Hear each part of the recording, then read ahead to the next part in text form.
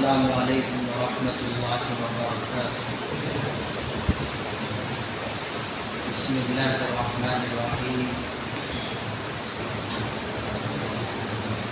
الحمد للہ نحمده ونستعینه ونستغفره ونؤمن به ونتوکل علیہ ونعوذ باللہ من شرور انفسنا ومن سیئات اعمالنا، من يهده الله فلا مضل له ومن يضلله فلا هادي له، ونشهد ان لا اله الا الله وحده لا شريك له، ونشهد أن سيدنا وسندنا ونبينا ومولانا محمدا عبده ورسوله، صلى الله تعالى عليه وعلى آله وأصحابه وأزواجه وذرياته وبارك وسلم تسليما كثيرا كثيرا. أما بعد فأعوذ بالله من الشيطان الرجيم. بسم الله الرحمن الرحيم. ولتكملوا العدة ولتكبروا الله على ما هداكم ولعلكم تشكرون. صدق الله مولانا العظيم.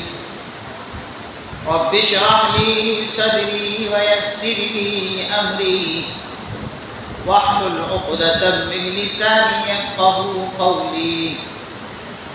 اللهم صل على سيدنا مولانا محمد وعلى آل سيدنا محمد وبارك وسلم. سبحان ربك رب العزة عما يصفون وسلام على المرسلين والحمد لله رب العالمين. جو حضرات سنتوں سے فارغ ہے وہ سامنے آ جائیں، اگلی صفیں خالی ہے. جو معذور قسم کے ہیں وہ اگر پیچھے بیٹھیں تو کوئی بات نہیں، جوان قسم کے آدمی پیچھے بیٹھیں، وہ بھی اگلی صفیں خالی ہو، یہ مناسب نہیں، آگے آ جائیں.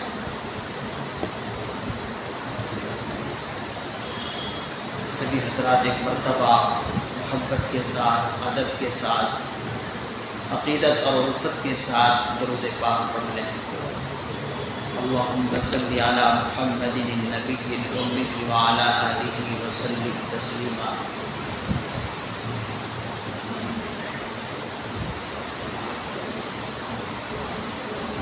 میرے قابل احترام، نہایت واجب الاحترام بزرگوں اور دوستوں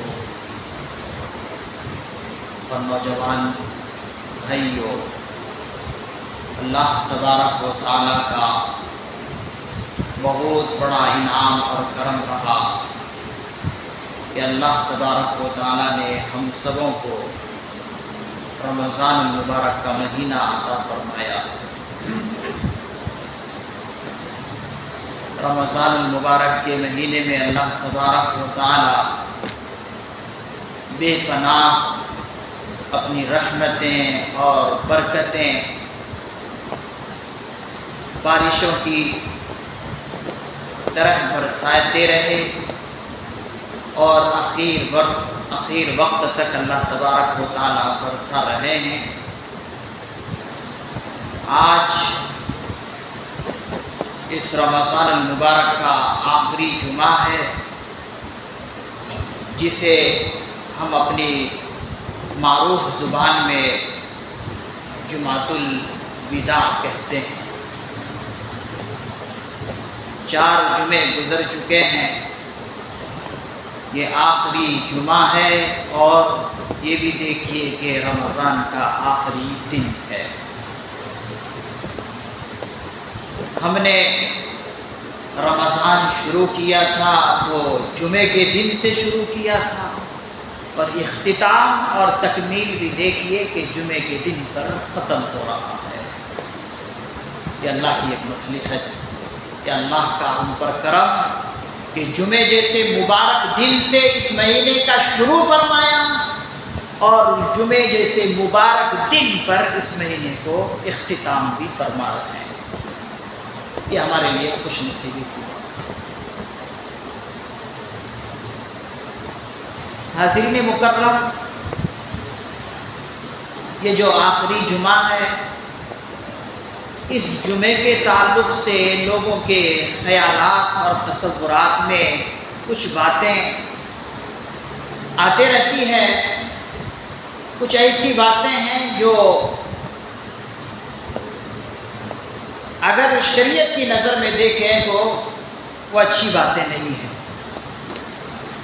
اس جمعۃ الوداع کے تعلق سے لوگوں کے ذہنوں میں، خیالات میں ایک بات یہ آتی ہے کہ یہ جو رمضان کا آخری جمعہ ہوتا ہے، جمعۃ الوداع، شاید کہ یہ کوئی تہوار ہو۔ ایسا کوئی شریعت میں نہیں ہے، جیسا کہ عام لوگوں کے ذہن میں آتا ہے کہ یہ تہوار جیسا ہے، عید اور خوشی جیسا۔ تو آپ حضرات اس بات کو ذہن سے نکال دیں کہ یہ آخری جمعہ کوئی تہوار نہیں ہے۔ اور لوگوں کی زبان میں اس قسم کی باتیں بھی ملتی ہے کہ اس جمعے کے اندر اللہ کے احکام کچھ الگ ہیں، اور اسی لیے جو ہے کچھ لوگ اس جمعے کے آخری جمعے میں رمضان کی نمازیں بھی کچھ الگ طریقے سے پڑھنے کا رواج بنا رکھتے ہیں۔ فلاں کہتے ہیں کہ فلاں رکعتیں پڑھنے سے یہ ہوتا ہے، فلاں صورتیں پڑھنے سے یہ ہوتا ہے، اور نبی پاک صلی اللہ علیہ وسلم کی طرف سے یہ کوئی حکم تجویز کیا گیا، کوئی طریقہ دیا گیا۔ آپ ان تمام باتوں کو اپنے ذہنوں سے نکال دیں کہ یہ جمعہ کا، یہ جمعۃ الوداع کوئی تہوار نہیں ہے۔ البتہ یہ ضرور ہے کہ اس جمعے کی بہت زیادہ قدر ہے۔ کیوں؟ اسی لیے کہ یہ رمضان کا آخری جمعہ ہوتا ہے، اور آخری جمعہ ہونے کی وجہ سے اس کی فضیلت ہے، اور فضیلت بھی اس لیے کہ یہ رمضان کا آخری جمعہ ہے۔ اب آئندہ سال معلوم نہیں کہ یہ ہمیں جو ہے اس آخری جمعہ رمضان کا ملے گا یا نہیں۔ اس سال میں تو یہ جمعہ اب ملنا مشکل ہے کہ اس سال میں آگے چل کر یہ جمعہ آخری جمعہ رمضان کا مل جائے، یہ تو بالکل ناممکن ہے، اس لیے کہ یہ سال کا آخری جمعہ ہوتا ہے رمضان۔ اب آئندہ سال اس قسم کے جمعے ہمیں ملیں گے یا نہیں ملیں گے، اس لیے حضرات علماء کرام اور اہل اللہ فرماتے ہیں کہ زیادہ سے زیادہ اس جمعے کی انسان قدر کر لے، اس کے ایک ایک لمحے کو جو ہے اپنے لیے باعث سعادت سمجھے۔ اور اس لیے بھی اس جمعے کی فضیلت ہے کہ رمضان کا جو مہینہ ہے، اس رمضان کے مہینے کو سید الشہور کہا جاتا ہے۔ تمام شہروں کا، تمام مہینوں کا سردار۔ یہ رمضان کا مہینہ تمام مہینوں کا سردار کہلاتا ہے، سید الشہور۔ شہروں کے معنی آتے ہیں مہینہ، تو تمام مہینوں کا یہ مہینہ جو ہے سردار ہے۔ اور اسی طریقے سے جمعہ جو ہے پورے ہفتہ کا سید الایام ہے، ہفتہ کے سارے دنوں کا سید ہے۔ تو اس طرح سے دونوں فضیلتیں جمع ہونے کی وجہ سے اس کی قدر اور اہمیت بڑھ جاتی ہے۔ لیکن یہ کوئی تہوار نہیں، اس کے کوئی طور و طریقے نماز کے الگ نہیں، اس کے کوئی احکام الگ نہیں۔ حاضرین گرامی، اللہ تبارک و تعالیٰ نے یہ ہمیں مہینہ عطا فرمایا ہے۔ اب چند گھنٹوں کا یہ مہینہ ہمارے پاس مہمان ہے۔ بہت تیزی کے ساتھ یہ مہینہ، یہ مہمان ہم سے رخصت ہوا چلتا ہے، اور رخصت بہت جلد ہونے والا ہے۔ ہر بندے نے اپنے ظرف کے مطابق، اپنے دامن کے مطابق خیر اور بھلائی کو انہوں نے قبول کی۔ اس رمضان کے اندر ہر بندے نے اپنی اپنی وسعت اور طاقت کے وقت اللہ کی انعامات اور اللہ کی برکتیں انہوں نے حاصل کی۔ اب اللہ کی رحمتیں اور برکتیں جو انسان کو مل گئی ہے، مل جانا یہ الگ چیز ہے، اور اس ملی ہوئی چیز کی قدر کر لینا الگ چیز ہے۔ اس بات کو ذہن میں بٹھا لیں، اللہ نے یہ چیزیں دے دی ہمیں، رحمتیں اور برکتوں سے مالا مال کر دیا پورے رمضان میں۔ اب خیر اللہ نے ہمیں دی ہے، اب اس خیر کو ہمیشہ کے لیے باقی رکھنا اپنی زندگی کی بہترین چیز۔ اللہ تبارک و تعالی اس رمضان کے ذریعے یہی چیز چاہتے ہیں، اسی لیے سورہ بقرہ کی اس آیت مبارکہ میں یا ایھا الذین آمنوا کتب علیکم الصیام کما کتب علی الذین من قبلکم لعلکم تتقون۔ یہ لعلکم تتقون یہ نتیجہ ہے کہ اس رمضان کے ذریعے سے اللہ تعالیٰ چاہتے کیا ہے، تاکہ تمہارے اندر تقوی پیدا ہو۔ تقوی کس چیز کا نام ہے؟ حضرات مفسرین اعظام فرماتے ہیں تقوی نام ہے اللہ کی نافرمانی سے بچے رہنا۔ تقوی نام ہے اللہ تبارک و تعالیٰ کی نافرمانی سے بچنا، گناہوں سے بچنا اور احتیاط کی زندگی گزارنا، اس کا نام تقوی ہے۔ تو جو خیر اللہ نے ہمیں عطا کی، بھلائی عطا کی، اس خیر پر ہمیں جمے رہنا، اور اب اللہ کی نافرمانی رمضان کے بعد بھی بچے رہنا، یہ مقصود ہے۔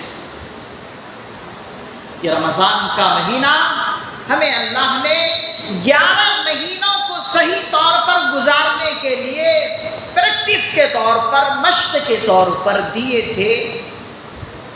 اب جس بندے نے اس رمضان کی سعادتوں کو، لمحوں کو صحیح انداز میں گزارا ہے، اب اس کے 11 مہینے اسی طریقے سے گزرنے چاہیے۔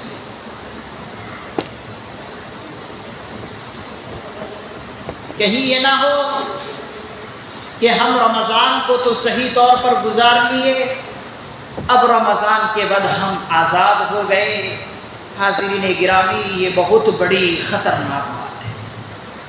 مجھے معاف کرنا،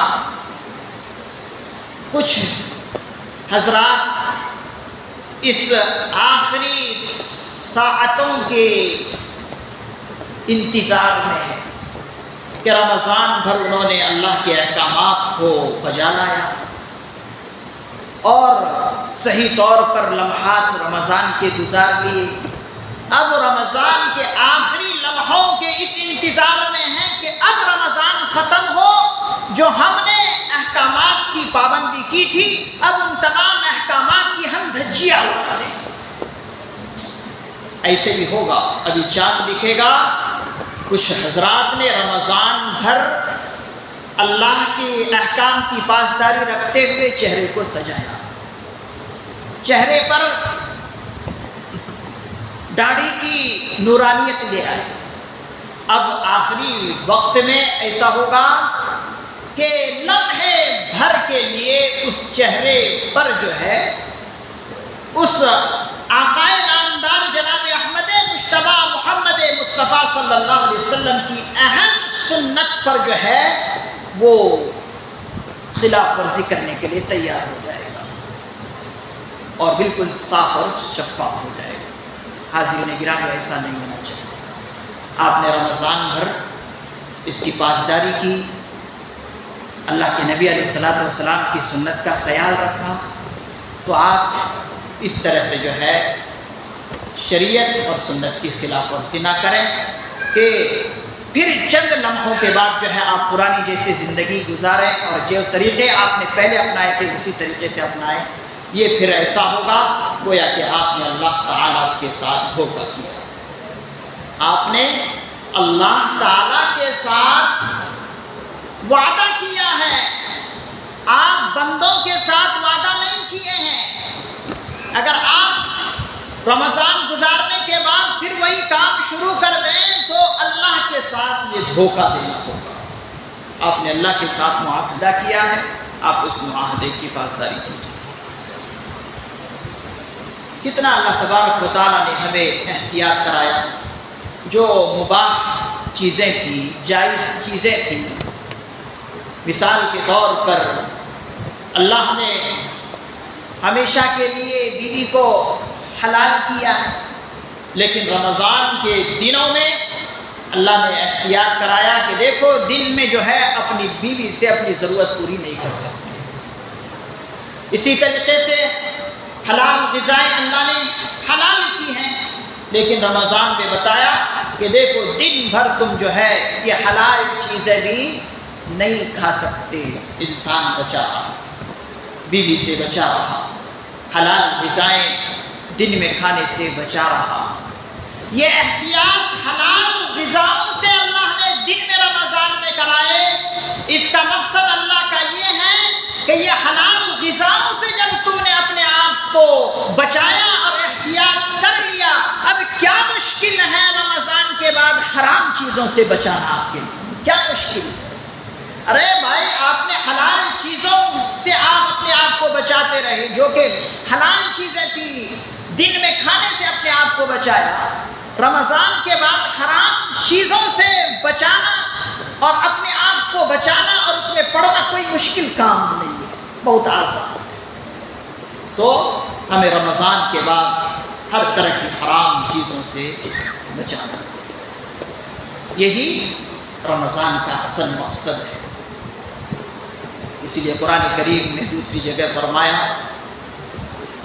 ان اللہ مع المتقین، اللہ تبارک و تعالی متقیوں کے ساتھ ہے، پرہیزگاروں کے ساتھ ہے، تقوی اختیار کرنے والوں کے ساتھ ہے، اللہ سے ڈرنے والوں کے ساتھ اللہ تعالی موجود ہے.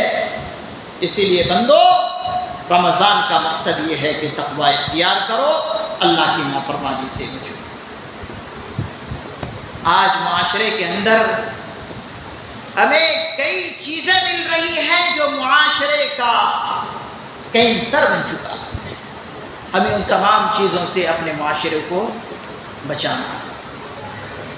انسانوں کے ساتھ ظلم کئی اعتبار سے انسان کرتے ہیں.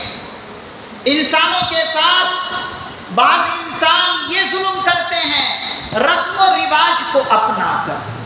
معاشرے کی کتنی سنگین یہ بات ہو چکی ہے کہ انسان پر انسان ظلم کرتا ہے، اس اعتبار سے کہ معاشرے کے اندر ہماری کتنے مائیں اور بہنیں ہیں، کتنی بیٹیاں ہیں کہ 30 سال کی عمر کو کراس کر چکی ہے، پار کر چکی ہے، لیکن وہ بے گناہ بچی، وہ بے گناہ بیٹی کسی کی اس رسم و رواج کی وجہ سے گناہگار ہے اور قصور ہے کہ اس کے پاس جہیز کے لیے مال نہیں ہے.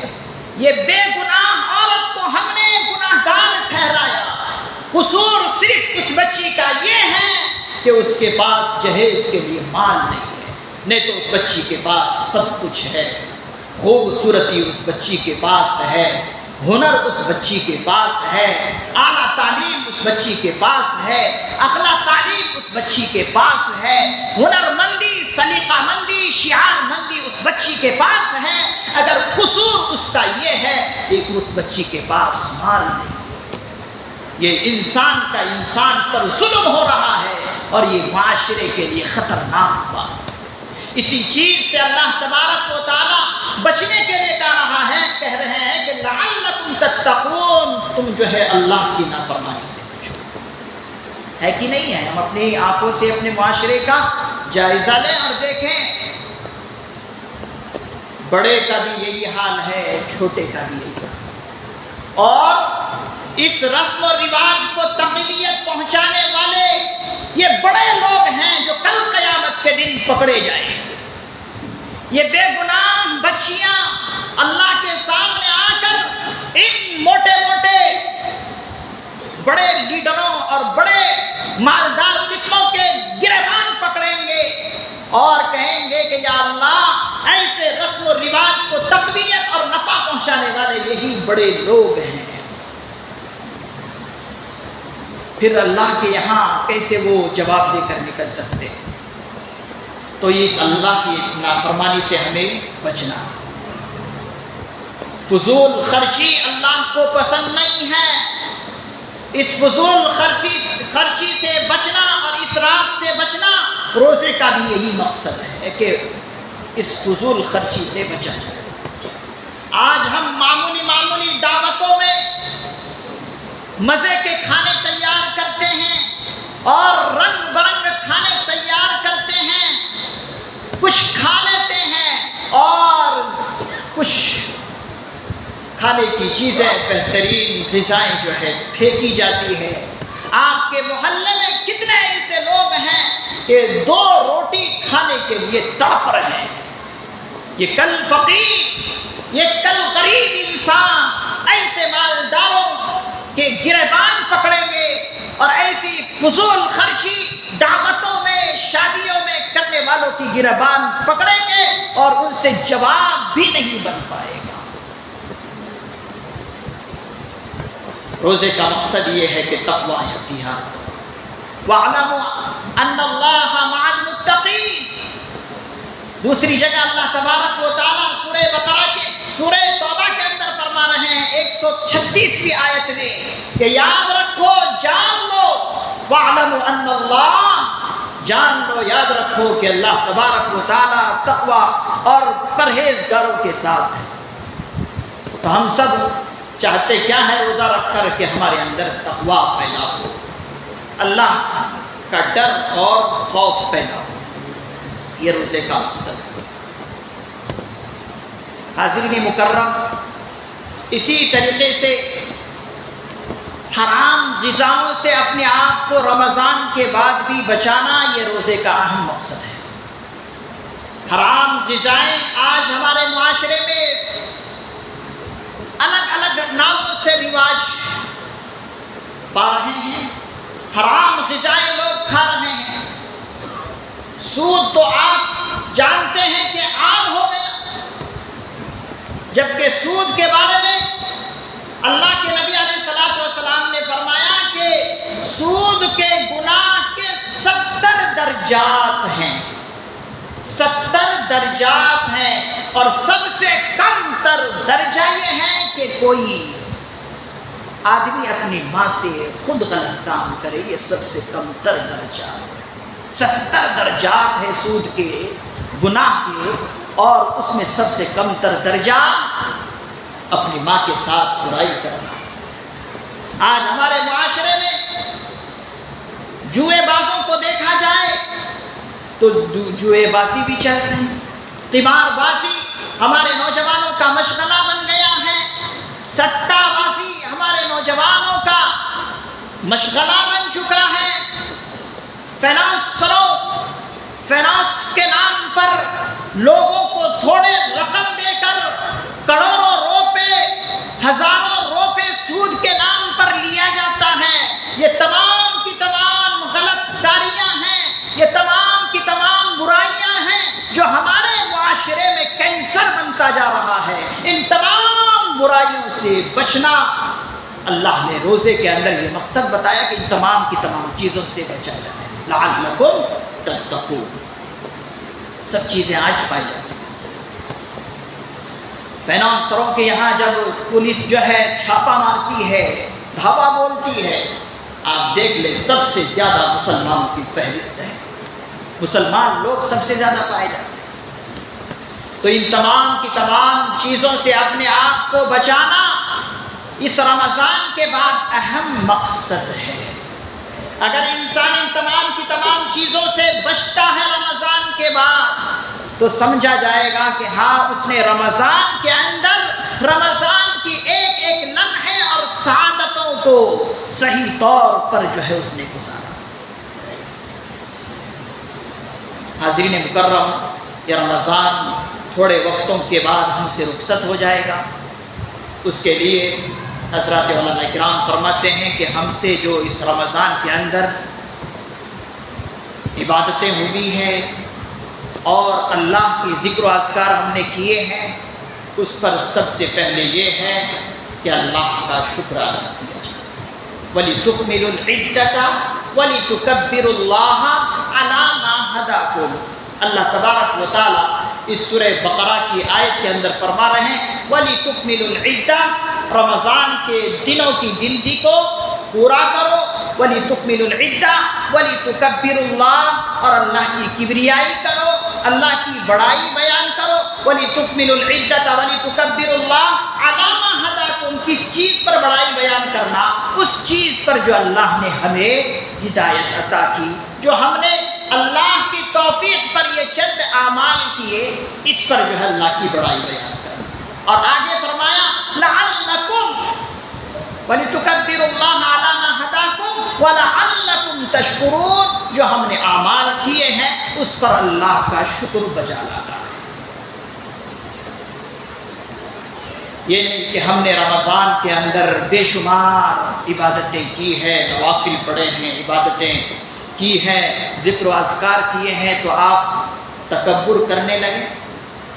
جب اس طرح کے وسوسے آئے تو آپ حضرت صدیق اکبر رضی اللہ عنہ کا قول یاد رکھ لیجئے۔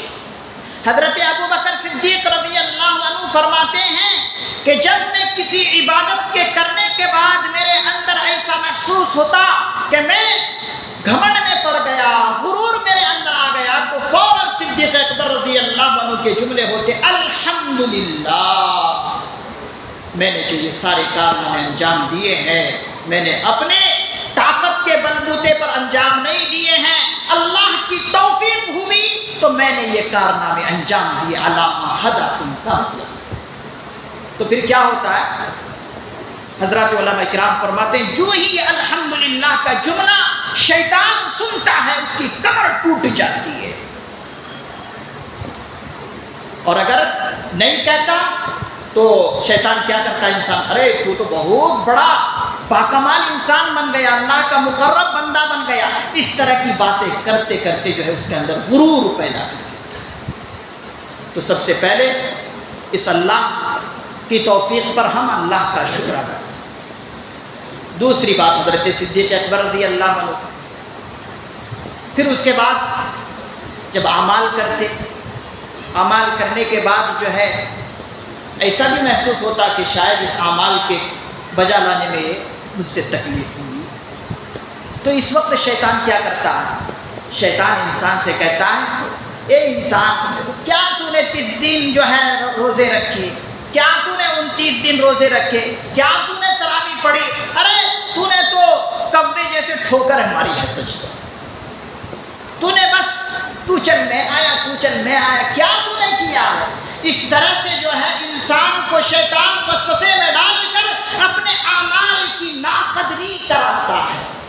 حضرات علماء کرام فرماتے ہیں اپنے اعمال کی ناقدری نہ کرو، اپنے عبادتوں کی ناقدری نہ کرو۔ جب اس قسم کے وسوسے شیطان کی طرف آئے، شیطان کی جانب سے آئے، تو کہو استغفر اللہ ربی من کل ذنب واتوب الیہ، یا اللہ یقیناً آپ کا حکم تھا، روزہ رکھنا فرض تھا، میں نے اس کے اندر بہت کوتاہی کی، میں نے اپنے آنکھوں کو صحیح طور پر بچایا نہیں، غلط کام مجھ سے ہوئے، یقیناً میں نے آپ کی عبادت کا حق ادا نہیں کیا، تو استغفر اللہ جب دوسری مرتبہ بندہ کہتا ہے، اس سے جو ہے شیطان کی اور جو ہے کمر ٹوٹ جاتی ہے۔ تو ہمیں شکر بجا لانا ہے، اور اب جو ہمارے پاس سعادتیں اور تھوڑی سی جو ہے وقت رہ گئے ہیں اس پر استغفار کرنا ہے۔ آپ ابھی کے بعد نماز کے بعد عصر کے بعد استغفار میں بیٹھ جائیے، اللہ سے کہتے رہیے کہ یا اللہ جو میں نے کیا ہے آپ کی توفیق پر کیا ہے، ہاں ہو سکتا ہے میں نے آپ کی اس عبادت کو بجا لانے میں کوتاہی کی ہے، یا اللہ میں آپ سے استغفار کرتا ہوں، پناہ مانگتا ہوں۔ آپ بیٹھ جائیں اور اللہ کو انہی چند لمحوں میں اپنا لیجئے۔ بعض مرتبہ ایسا ہوتا ہے اللہ تبارک و تعالیٰ تھوڑے سے لمحے کے اندر انسان کی کائنات کو پلٹ کر رکھ دیتا ہے، بس اخلاص کی ضرورت ہے۔ توبہ کیجیے، استغفار کیجیے۔ توبہ میں آپ کا یہ ہونا چاہیے امتیازی شان، اللہ سے اس طرح توبہ کریں کہ اللہ میں نے جو گناہ کیے میں اس پر شرمندہ ہوں، پشیمان ہوں، میں افسوس کرتا ہوں۔ دوسری نیت یہ ہونا چاہیے کہ یا اللہ اب میں اس گناہ کو ہمیشہ کے لیے چھوڑ دیتا ہوں، اب میں جو گناہ کر رہا تھا اتنے دن سے رمضان سے پہلے، اب میں آپ سے عہد کرتا ہوں کہ اللہ اب میں یہ گناہ نہیں کروں۔ اور پھر اس کے بعد تیسری بات یہ اللہ سے کریں کہ یا اللہ اگر ان گناہوں کی طرف میں لپکوں تو آپ مجھے اپنے قدرت کاملہ سے بچا لیجئے، اور اگر ہو جائے تو اللہ میں فوراً جو ہے آپ کے دربار میں آ کر حاضری دے کر جو ہے توبہ استغفار کریں۔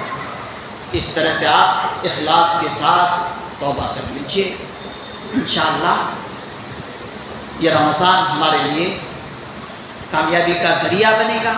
قرآن کریم کی تعلیم، قرآن کریم کی تلاوت اور اسی طریقے سے اعمال صالحہ جو ہم نے کیے ہیں، انشاءاللہ کل قیامت کے دن ہمیں باب الریان سے داخلہ کا نصیب فرمائے۔ روزے داروں کے لیے خاص طور پر اسپیشل گیٹ اللہ نے جنت میں تیار کر رکھے، باب الریان۔ روزے داروں کو اللہ تعالیٰ باب الریان سے داخلہ فرمائیں گے۔ تو ہم سب جو ہے اللہ تعالیٰ کے سامنے گڑ گڑائیں، تھوڑے سے لمحے گزر گئے ہیں، ان لمحوں میں اللہ تبارک و تعالیٰ سے گڑ گڑا کر معافی مانگ لیں۔ اور ایک اور تیسری چیز یہ ہے کہ جو حضرات ابھی تک صدقۃ الفطر ادا نہیں کیے ہیں، ان سے گزارش ہے کہ وہ صدقۃ الفطر ادا کر لیں۔ گھر کے ذمہ دار چھوٹے بچوں کی طرف سے بھی صدقۃ الفطر نکالیں گے، کوئی چھوٹا بچہ ہے اس کی طرف سے بھی، کوئی معذور بچہ ہے، پاگل ہے، عقل کی کمی ہے، اس کی طرف سے بھی نکالیں گے۔